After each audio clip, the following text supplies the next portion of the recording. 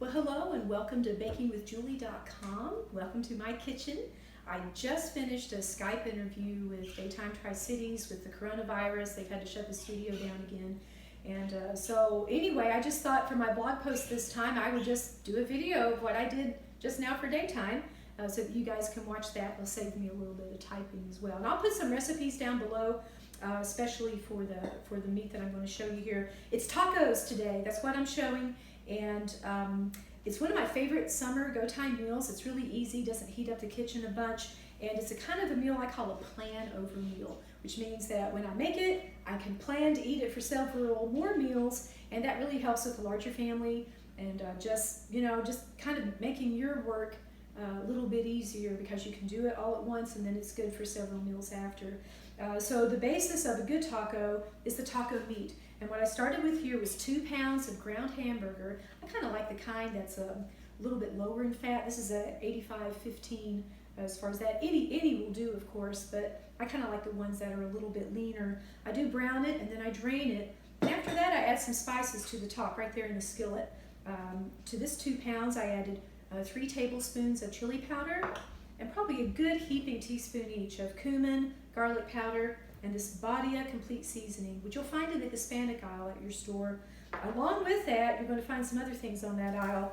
The Goya Sazon, which I love, love, love. I put this in rice as well, but I use 2 packets of this for this particular recipe, and a really good sprinkle of the Goya adobo seasoning on top of that.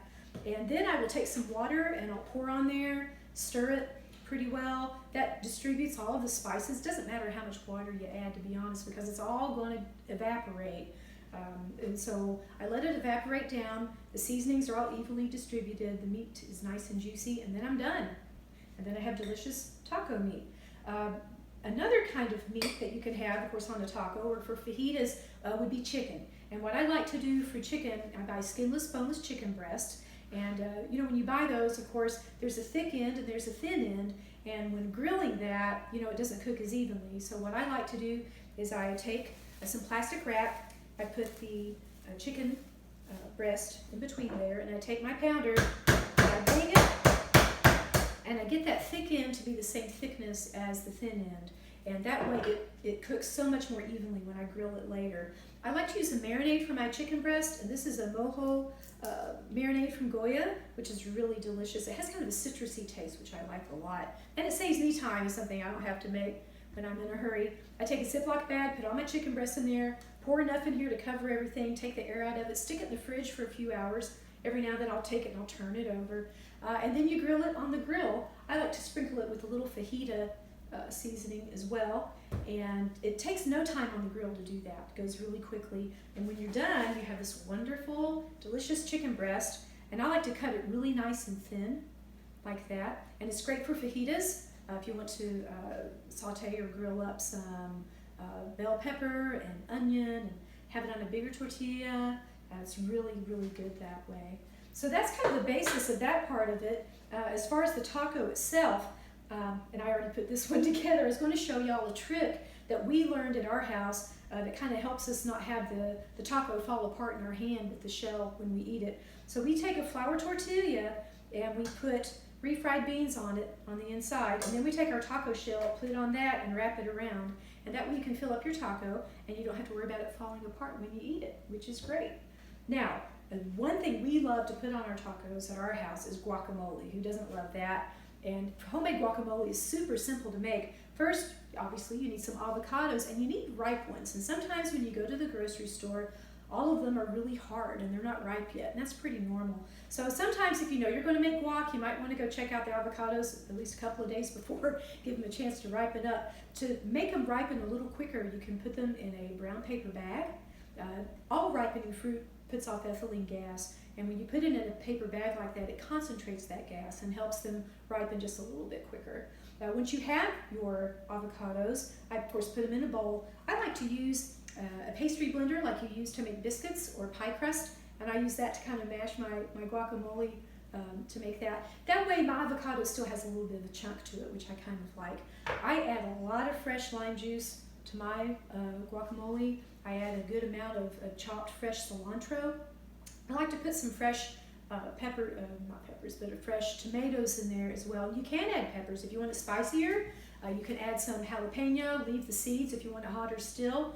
And a little bit of salt is important too. And I kind of do that to taste. I don't really measure so much. I just know I like a lot of lime. So I'll start with at least 1 lime and I'll taste it. If it's not enough, I'll add some more. Add the salt, all that, just stir it up and that's it. You're done. It's really simple to do.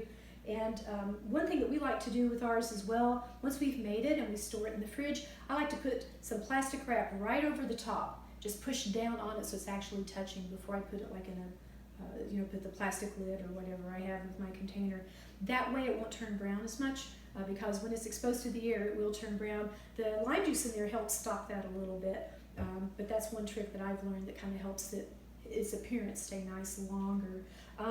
As far as other things, the little tips that I have here, one of my tips is that with this meal, it is a great plan-over meal, and a part of what makes it so great is that once you have all of these components, you can mix and match them in so many different ways. So if you want nachos, just use some tortilla chips. If you want a burrito, just get a bigger tortilla and do that. If you want to have tostadas, you can get those and do it. And everyone can customize it the way they want.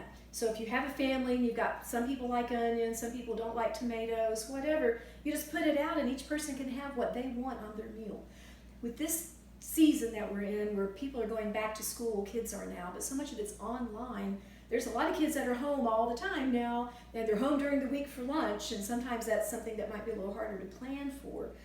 So the great thing about this meal is it's so easy to go into the fridge and get these things out and put together a meal for yourself at lunch. So maybe you had it for dinner, but you can have it for lunch the next day.